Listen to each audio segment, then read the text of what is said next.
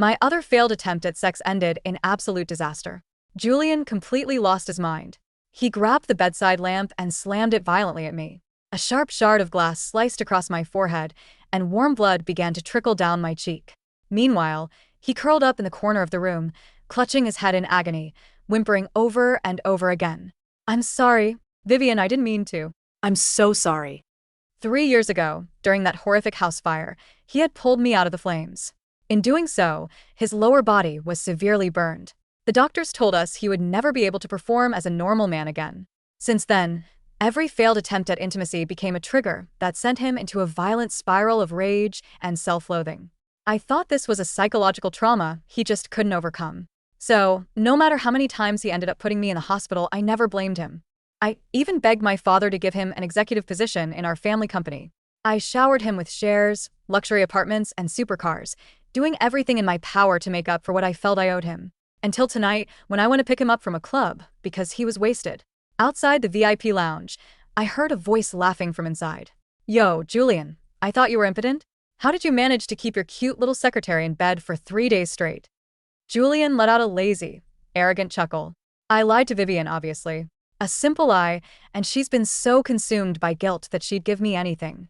I've practically beaten her half to death, yet she's still too guilty to divorce me. She's even planning to sign over her family inheritance to me. "Julian, babe, let me go. What if your old lady shows up and catches us? She'll kill me." The girl speaking was his secretary, Chloe. She was 22, a fresh college graduate, young, soft, and pretty. As she spoke, she snuggled deeper into Julian's chest. The lounge erupted in dirty jokes and cheers. Amused by her clingy act, Julian pinched her cheek affectionately. "Are you really that scared of her? Don't worry. With me here, nobody touches you. Besides, once I get my hands on her family's company, I'm divorcing her anyway." Chloe sniffled, putting on a victim act. "Last week, I just made Vivian a cup of coffee, and she poured the whole scalding mug over me in front of everyone, accusing me of trying to hurt her. She was talking about last week when I had a severe allergic reaction and went into anaphylactic shock because she secretly put dairy milk in my coffee. I almost choked to death on my own swollen throat in the ER. At the time, Julian rushed to the hospital and screamed at her. When he threatened to fire her, I was actually the one who begged him to let her keep her job. But now, the man's eyes darkened with lust as he gently wiped away her fake tears. "Don't worry. She already drank the wine spiked with the aphrodisiac tonight. In a bit, we'll watch her writhe in desperate heat while we completely ignore her. Let's consider that payback for you, okay?" Chloe's eyes lit up, but she quickly feigned worry, tugging at his arm. "But what if she finds out? What if she makes a scene?" "Find out." Julian's scoff pierced through the loud bass of the music, stabbing straight into my ears. "I slip drugs into her warm milk every single night before bed, and she hasn't suspected a thing. She actually thinks she's just having a severe hormonal imbalance. Last night, she was crying in my arms, telling me she couldn't control her physical desires anymore, but was terrified of triggering my PTSD from the burns. She was literally shaking with guilt." He paused, his voice dripping with amusement. "Honestly, watching her play the tragic, guilty wife is the funniest thing ever."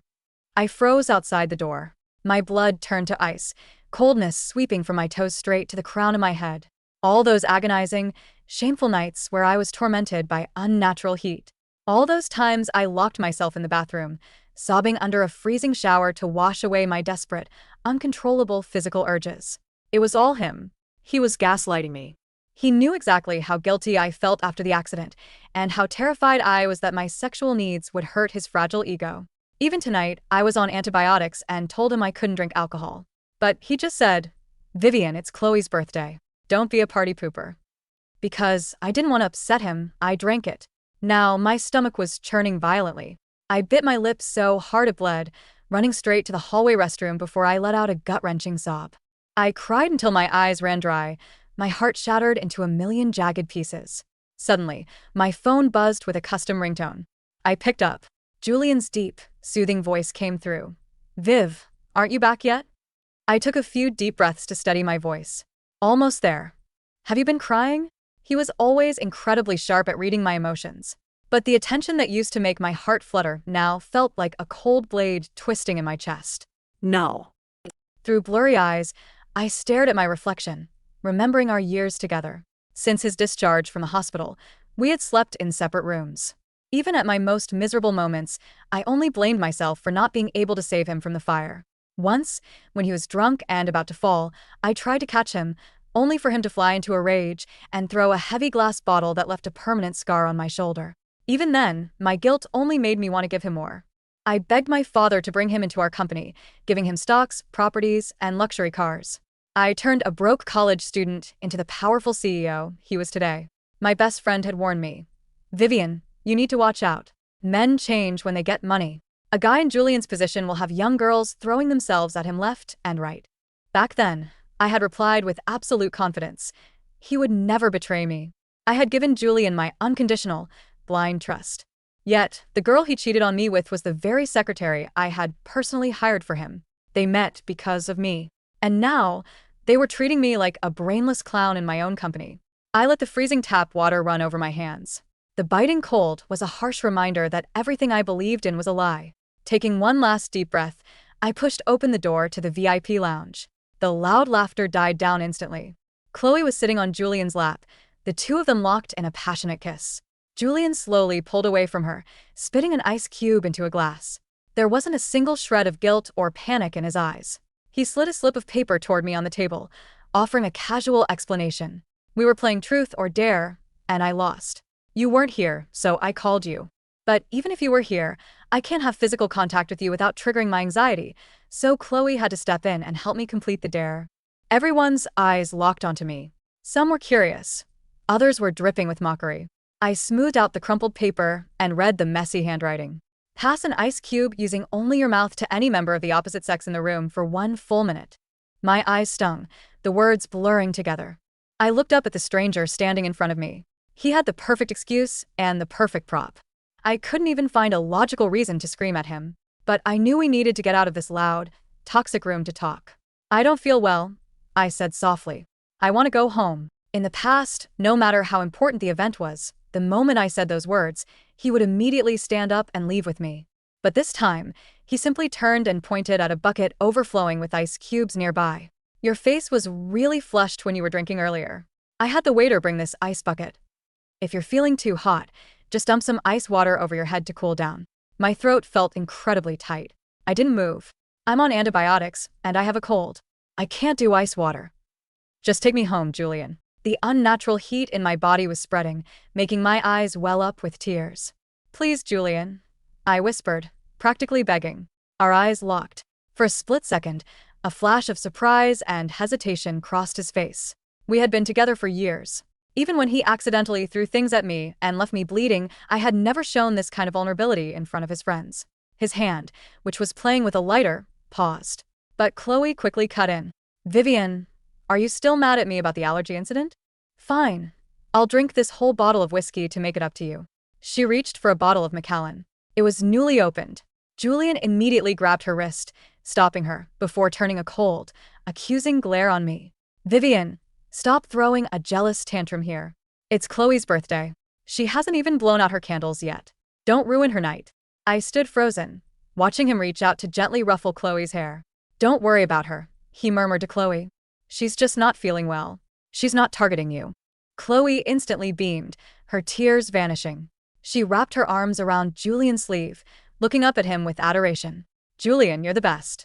Then, she shot me a smug, triumphant look from under her lashes. The atmosphere in the lounge bounced back to life. A waiter wheeled in a massive birthday cake. Everyone started singing the birthday song.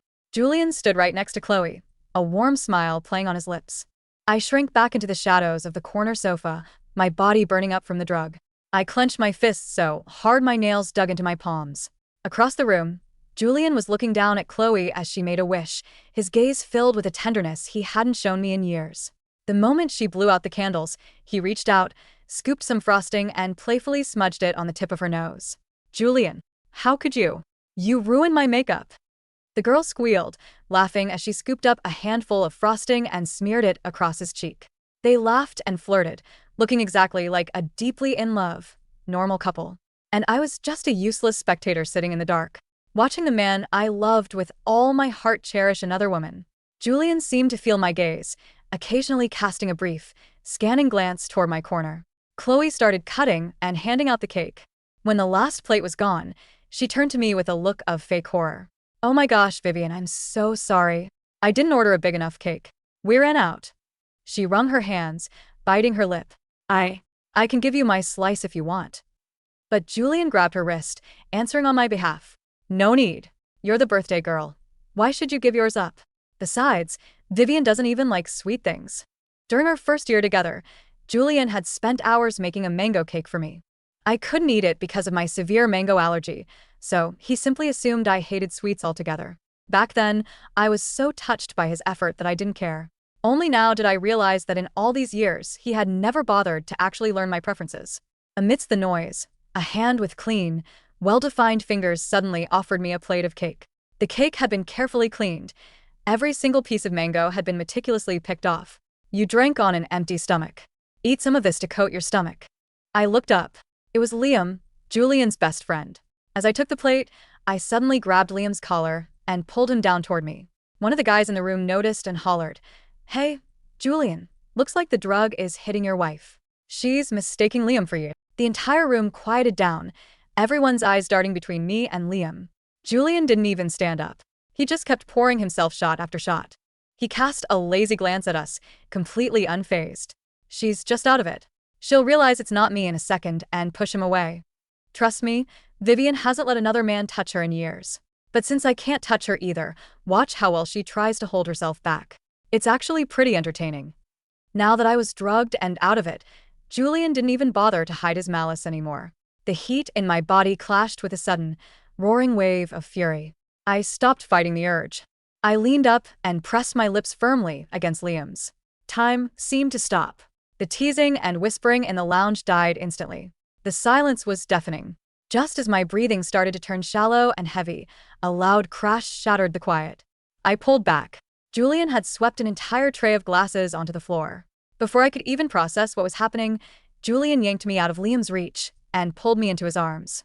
His usually cold, distant eyes were now burning with a mixture of rage and hurt. For a split second, I was transported back to when we were teenagers. That was the exact jealous, possessive face he made when he saw other boys writing me love letters. Back then, he quit his beloved basketball team just so he could ride his bike and escort me home every single day after school. "Vivian, I hate seeing you with other guys," he had whispered into the evening wind back then. I thought I understood him. Because of his rough childhood, he was always insecure, craving love and validation. So, when he told me he was impotent after the fire, I made sure to come home early every day. I cut off all male friends. I even let him check my phone whenever he wanted, just to give him a sense of security. Now, Julian's raspy, dark voice vibrated in my ear. "Vivian, where are your suppressants?" He was talking about the pills he usually forced me to take to control my hormonal issues. "I'm not taking them today," I whispered, pushing against his chest. "They're bad for my health." I forcefully wrenched myself out of his grip, stepping back. "Besides, you said physical contact with me triggers your panic attacks. You should stay away from me." He froze. I blinked back, the hot tears stinging my eyes. "You said you couldn't touch me, but you seem perfectly fine now. Are you cured?" I think my body is finally starting to accept you again," he stammered, looking flustered. "Let's just go home. I'll take care of you." He grabbed his coat and tried to drape it over my shoulders, pulling me toward the exit. "Julian." Behind us, Chloe suddenly whimpered, clutching her lower stomach. Her face was deathly pale. "My stomach hurts so bad. I think the cold alcohol triggered my cramps. It hurts." Julian stopped dead in his tracks. He looked at me, then looked back at Chloe. If this were yesterday, I would have been 100% confident that I was his priority. But now, my heart just felt heavy and hollow. I was drugged and weak. Chloe was having cramps. In the end, he turned around and rushed to support Chloe. The girl leaned heavily into his chest, looking at me with a pitiful, apologetic expression. "Vivian, there's nothing going on between Julian and me. Please don't kiss other guys just to make him mad. Besides, Liam was probably just too polite to reject you. He'd never actually touch you. Julian, go take care of Vivian. Don't worry about me." She coughed weakly. Julian tightened his grip around her waist, rubbing his neck uncomfortably. "Vivian, Chloe's cramps get really dangerous. I have to take her to the hospital first. If you don't want to use ice water, just take some of your meds. You'll get through it once the peak passes." My tears finally spilled over. Meeting my gaze, he looked away guiltily, adding, "I'll come back for you as soon as I drop her off." I know you're not the type to get petty over this. I gripped the edge of the sofa, my nails nearly tearing the fabric. I looked at him and said, very calmly, don't bother. Let's get a divorce. But when I looked up, all I saw was his hurried back as he carried Chloe out of the door. He ran so fast. Fast enough that he didn't even hear what I said. With their departure, the party quickly dispersed. I collapsed onto the sofa, my body curling into a tight ball as the drug ran rampant through my veins. As my consciousness started to slip, a pair of warm, strong arms wrapped around my waist. Liam lifted me effortlessly. The slight cool touch of his shirt made me crave more. The car sped through the night, eventually pulling up to my driveway. Inside the house, Liam immediately turned to search the cabinets. I'll find you medication. I grabbed his hand and pinned him against the front door. Our noses brushed, our hot breaths mingling in the dark. I don't want meds, I whispered. I want you. The hand resting on my waist stiffened. After a long, agonizing pause, his fingers slid under the hem of my dress, tracing my spine upward. The sheer heat of his touch made me shiver. Just before we crossed the line, my phone started ringing off the hook. Julian's messages began flooding the screen one after another. Where are you? Vivian, did you lock yourself in the bathroom with cold water again? The doctor said my condition is improving.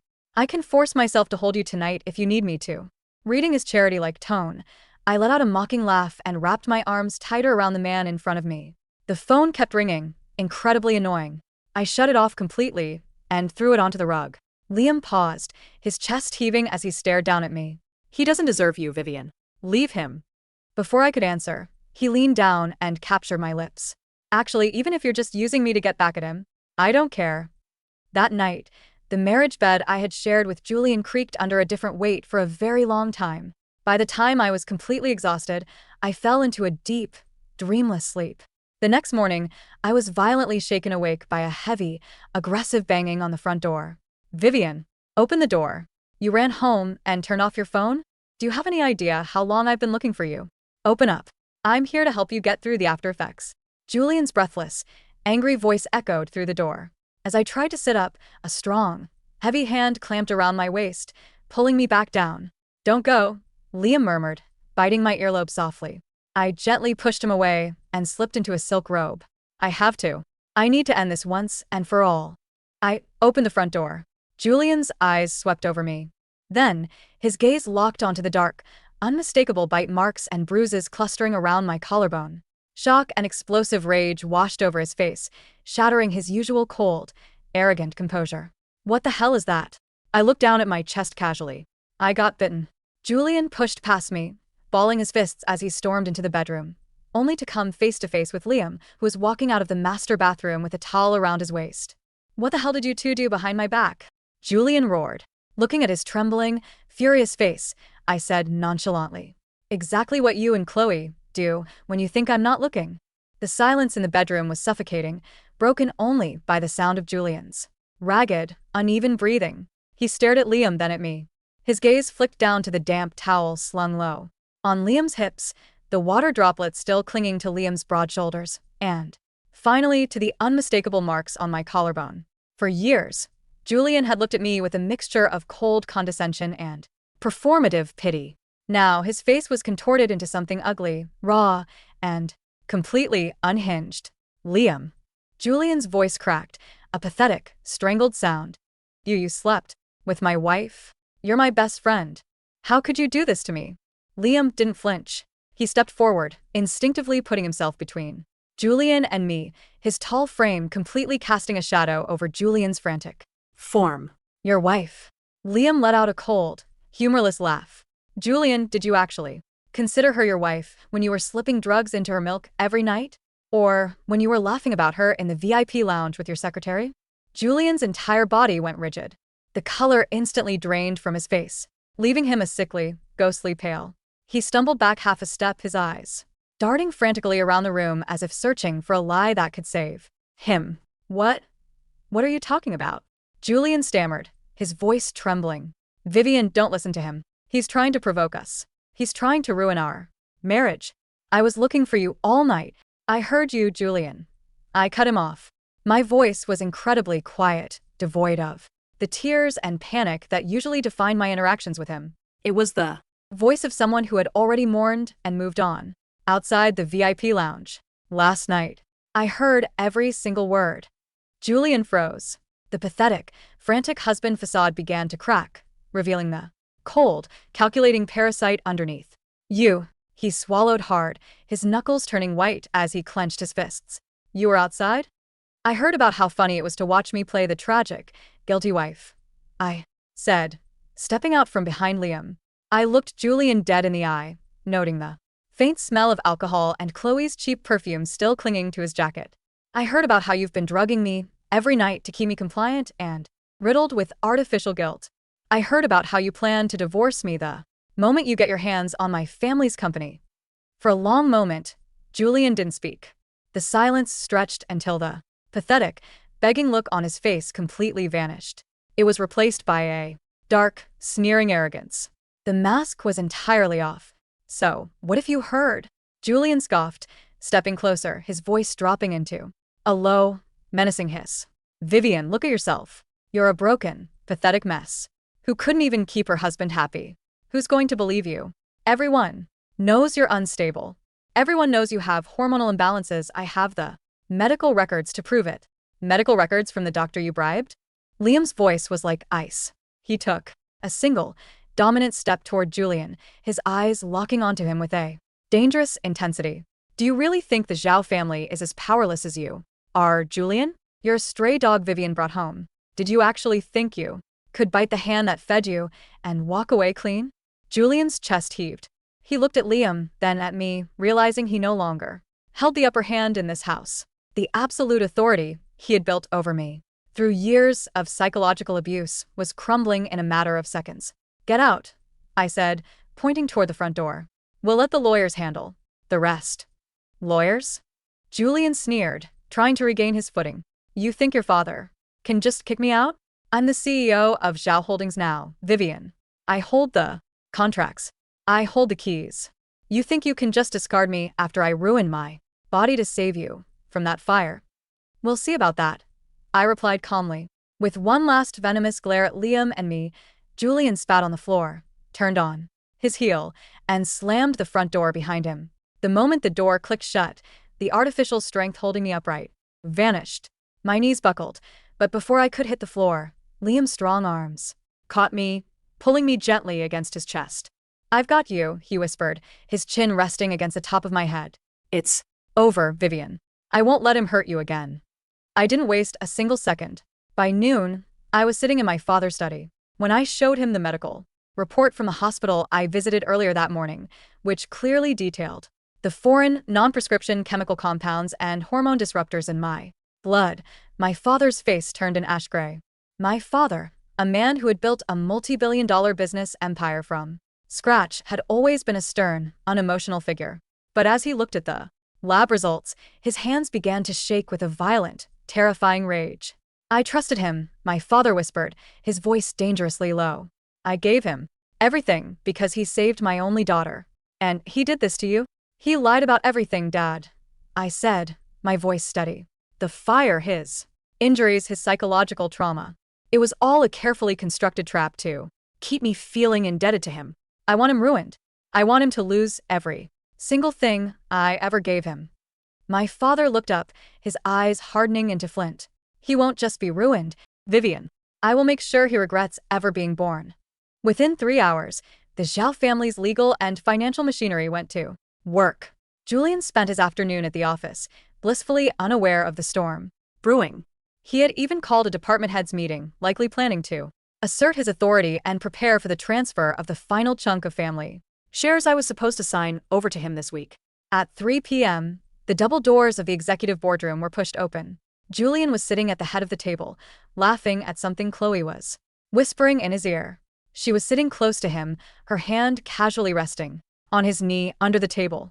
When he saw me enter, flanked by my father and a team of 6 corporate lawyers, Julian's smile faltered, but he quickly recovered, putting on a show of calm authority. Chairman Zhao, Julian said, standing up and smoothing his custom-tailored suit. Vivian, what a pleasant surprise. We were just discussing the Q3 expansion plans. If you wanted to join, you should have let my secretary know. My father didn't even look at him. He walked straight to the head of the table. One of our security guards immediately stepped forward, grabbing Julian's executive leather chair and pulling it back, forcing Julian to stand. What is the meaning of this? Julian's voice sharpened, his ego bruised in front of his subordinates. My father sat down, his aura commanding and cold. He slid a thick blue folder across the polished mahogany table. As of 2:30 p.m. today, the board of directors has unanimously voted to strip you of your title as CEO of Zhao Holdings. My father stated flatly. Your executive powers are revoked, effective immediately. The room fell into a stunned, absolute silence. Chloe gasped, her eyes widening in horror. Julian's face underwent a rapid series of expressions: shock, denial, and then a desperate, ugly fury. You can't do this, Julian shouted, slamming his hands on the table. I have a Contract. I brought this company to its current valuation. You can't just fire me without cause. Without cause. I stepped forward, throwing a second folder onto the table. It flew open, revealing copies of the hospital toxicological reports, bank statements showing unauthorized transfers Julian had made to Chloe's personal accounts, and a detailed audit of the luxury properties and supercars. Every single asset you currently possess, the penthouse, the sports cars, the company shares, was gifted to you under the legal pretense of marital goodwill. And your self-proclaimed physical disability resulting from the fire, I said, my voice echoing clearly in the silent room. Our legal team has already filed a civil suit to claw back every single one of those gifts due to fraud and criminal physical endangerment. Julian's breath hitched. He looked at the lawyers, who stood like a wall of Stone. fraud? What fraud? Julian yelled, his voice cracking. I saved your life. Vivian. My legs are scarred because of you. You owe me. Do I? I smiled, though there was no warmth in it. We've already contacted the hospital where you were treated 3 years ago. The doctor who signed off on your severe permanent physical trauma has already agreed to cooperate with our lawyers in exchange for us not filing a formal complaint to revoke his medical license. He admitted that your burns were superficial, first degree injuries that healed within 2 weeks, and that the diagnosis of permanent impotence was completely fabricated at your request. The final blow landed with physical force. Julian staggered back, his eyes darting to the other board members, who were now looking at him with disgust and Mockery. Chloe, realizing the ship was sinking fast, quietly tried to slip toward the exit. Where do you think you're going, Chloe? I turned my gaze to her. The police are waiting downstairs. They have a warrant for your arrest as an accomplice to domestic abuse and poisoning. You were the one who bought the prescription hormone disruptors Julian used to drug me. We have the pharmacy CCTV and the digital transaction records. Chloe's face turned paper white. She fell to her knees, sobbing hysterically. No. Please, Vivian. It was all Julian's idea. He forced me to do it. He said if I didn't help him, he'd fire me and blackball me from the industry. I didn't want to hurt you, I swear. Chloe, you bitch. Julian roared, turning on her. He grabbed her shoulder, shaking her violently. I gave you everything. I bought you those designer bags. I paid your rent. How dare you pin this on me? Get them out of my sight, my father ordered, his voice dripping with utter disgust. Four burly security guards stepped forward, dragging a screaming, cursing Julian and a weeping Chloe out of the executive boardroom. As Julian was dragged past me, he screamed, Vivian, you'll pay for this. You're nothing without me. You're a broken, pathetic woman. No one will ever love you. I didn't even blink.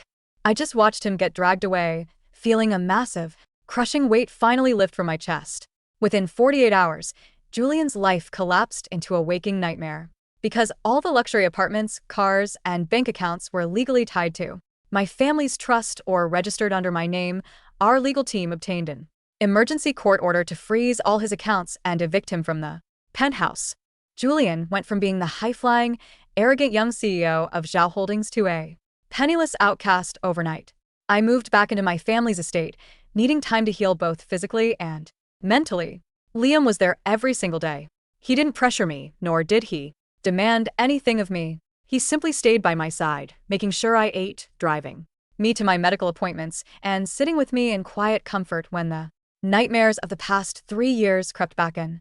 One evening, as we sat in the garden, the cool autumn breeze rustling the leaves, Liam handed me a cup of warm chamomile tea, real tea, untainted by anything.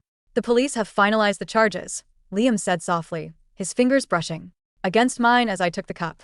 Julian and Chloe are being prosecuted for illegal administration of controlled substances, domestic assault, and corporate Fraud. The trial is set for next month. How is he doing? I asked, sipping the tea. I didn't ask out of concern, but out of a cold curiosity. Liam smiled, a slight, dangerous edge to his lips. He's currently staying in a cheap, rundown motel on the outskirts of the city. He tried to sell the luxury watches you bought him, but our lawyers had already flagged them as stolen property since they were purchased with company funds. He was forced to hand them over to the police. And Chloe? She dumped him the second they got out of the precinct on bail, Liam replied. She tried to flee the city, but her passport has been flagged. She's currently working at a cheap diner to pay for her defense attorney. Julian apparently went to her diner yesterday to beg her for money. They had a screaming match in the middle of the street, and she threw a pot of hot coffee at him. The irony was quite fitting. I stared into my tea, a quiet laugh escaping my lips. 3 years, I whispered. I spent 3 years living in fear, thinking I had ruined his life. I let him beat me, humiliate me, and manipulate me, all because of a lie. Liam reached over, his warm, strong hand gently cupping my cheek. He forced me to look up, his eyes filled with an intensity that made my heart race in a way that was entirely different from the drug-induced panic of the past. You didn't do anything wrong, Vivian, Liam said, his voice thick with emotion. You loved him with everything you had, and he was too small, too pathetic to appreciate the queen standing in front of him. But you're free now. You never have to look back. I leaned into his touch, the warmth of his palms soothing the cold ache that had lived in my chest for so long. Thank you, Liam. For being there. For saving me. I've been waiting for you for 10 years, Vivian, he murmured, his thumb gently wiping away a stray tear from my cheek. I can wait a little longer. Despite the impending trial, Julian's arrogance hadn't been entirely beaten out of him. He still believed he had a trump card. 2 weeks before the court hearing, the annual Zhao Holdings charity gala was held. It was the most prestigious social event of the year, attended by the city's elite, business tycoons, and the media. I attended the gala, wearing a stunning, backless emerald green gown. The scar on my shoulder from the glass bottle Julian had thrown at me years ago was fully visible. I chose not to cover it with makeup. It was no longer a symbol of my shame. It was a mark of my survival. Liam walked beside me, looking devastatingly handsome in a classic black tuxedo. As we stood in the grand ballroom, chatting with several major investors, the heavy double doors of the hall were suddenly pushed open. A commotion erupted at the entrance. I turned to see Julian. He looked unrecognizable. The sleek, tailored suits were gone. He was wearing an old, slightly wrinkled suit that was too big for his now gaunt frame. His hair was messy, and there were dark, purple bags under his bloodshot eyes. He looked like a wild animal cornered and desperate. Vivian, Julian screamed, pushing past the security guards who tried to hold him back. Vivian, you can't do this to me. The music stopped. The chatter died down instantly. Hundreds of pairs of eyes locked onto the disgraced former CEO. Julian, I said calmly, not moving an inch. You shouldn't be here. You're violating your bail conditions by approaching me. Bail conditions? Julian laughed hysterically, his voice echoing off the high ceilings. I don't care about bail. Look at what you did to me. You took my money. You took my reputation. You took my life. He pointed a shaking finger at Liam. You're sleeping with my best friend. You're an adulteress, Vivian.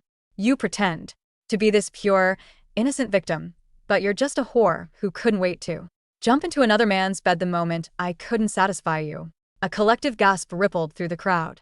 Some of the guests began to whisper, their eyes darting between me, Liam, and Julian. Julian saw this, and a smug, victorious look flashed across his face. He thought he had won. He thought that by publicly humiliating me, he could force my father to pay him off to save the family's reputation. Liam's expression darkened, his fists clenching, but I gently laid a hand on his arm, stopping him. I walked forward, stepping into the center of the ballroom, directly facing Julian. Is that what you think this is about, Julian? I asked, my voice amplified by the quietness of the room. You think you can embarrass me into silence? I signaled the tech crew booth at the back of the hall. I knew you would try something like this. You've always been predictable in your desperation. The massive projector screen behind the main stage suddenly flickered to life. Instead of the corporate promotional video, a high-definition audio-visual clip began to play. It was the security footage from outside the VIP lounge from that fateful night, paired with crystal-clear audio that had been cleaned up by forensic experts. A simple lie, and she's been so consumed by guilt that she'd give me anything. I've practically beaten her half to death, yet she's still too guilty to divorce me. I slip drugs into her warm milk every single night before bed, and she hasn't suspected a thing. Honestly, watching her play the tragic, guilty wife is the funniest thing ever. Julian's voice boomed through the ballroom speakers, arrogant, lazy, and dripping with malicious amusement. The crowd went utterly silent. The whispers died instantly, replaced by looks of absolute horror and disgust directed at Julian. But I wasn't finished. The screen flickered again, showing the official police reports, the laboratory toxicological analysis of the drugs found in my system, and finally the signed confession of the doctor who had helped Julian fake his permanent injuries. "You spent 3 years gaslighting me, beating me, and poisoning me," I said, my voice ringing with an absolute, terrifying clarity. "You used my guilt over a fire that you caused through your own negligence to strip me of my dignity and my wealth." I stepped closer to him, looking down at his pathetic, trembling form. "Look at this scar on my shoulder, Julian," I said, gesturing to the mark on my Skin. "You told everyone I got it from an accident. The truth is, you threw a heavy glass bottle at me because I tried to help you up when you were drunk." The guests were now openly glaring at Julian. Several prominent business partners who had once praised him now looked like they wanted to tear him apart Themselves. "You're a monster, Julian," I said softly. "And tonight, everyone knows it." Julian stared at the screen, his mouth opening and closing like a fish out of water. He tried to speak, to yell, to deny it, but the evidence was too overwhelming, too public, and too absolute. Just then, the heavy doors of the ballroom opened again. 4 police officers in uniform walked in, their handcuffs jingling at their Belts. Julian Chen, the leading officer, said, walking straight to him. "You are under arrest for violating your bail conditions, public disturbance, and the pending charges of domestic assault and administration of harmful substances. Come with us." As the metal cuffs clicked around his wrists, Julian finally broke down. He fell to his knees, sobbing and begging. "Vivian, I'm sorry. I was wrong. Please, don't do this to me. I love you. I only did it because I was afraid of losing you. Please tell them to stop." I didn't say a word. I turned my back on him, walking back to Liam's side. The crowd parted as the police dragged Julian out of the ballroom, his pathetic cries fading into the night. 6 months later, the court had handed down its final verdict. Julian was sentenced to 8 years in a maximum security prison for domestic abuse, corporate fraud, and the criminal administration of controlled substances.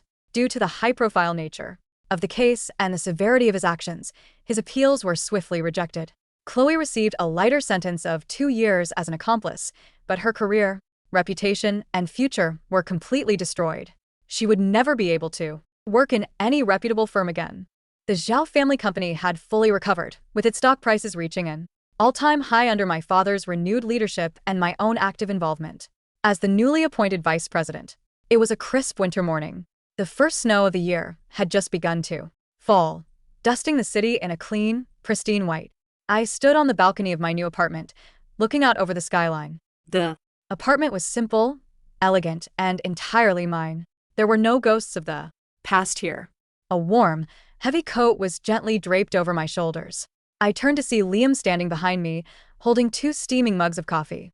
"You're going to catch a cold," he said, his eyes filled with a quiet, enduring warmth. I smiled, taking one of the mugs and taking a sip. It was perfect. "I was just thinking about how much has changed in a year," I said, leaning my back against his chest. Liam wrapped his arms around my waist, pulling me close. The natural warmth of his body seeped through the fabric of my coat, filling me with a sense of peace and security I had never known before. "The past is gone, Vivian," Liam murmured, kissing the top of my head. "The only thing that matters is the future. And I plan to spend every single day of it making sure you're happy." I turned in his arms, looking up into his beautiful, sincere eyes. For years, I had believed that love was a transaction of guilt, pain, and endless sacrifice. But looking at Liam, I finally understood what love truly Was. It wasn't a fire that burned you to ashes. It was the steady, gentle warmth that kept you safe from the cold. "I love you, Liam," I whispered. Liam's smile was the most beautiful thing I had ever seen. He leaned down, capturing my lips in a gentle, passionate kiss as the snow fell silently around us, washing away the last remnants of a bitter past and welcoming a bright, beautiful new dawn.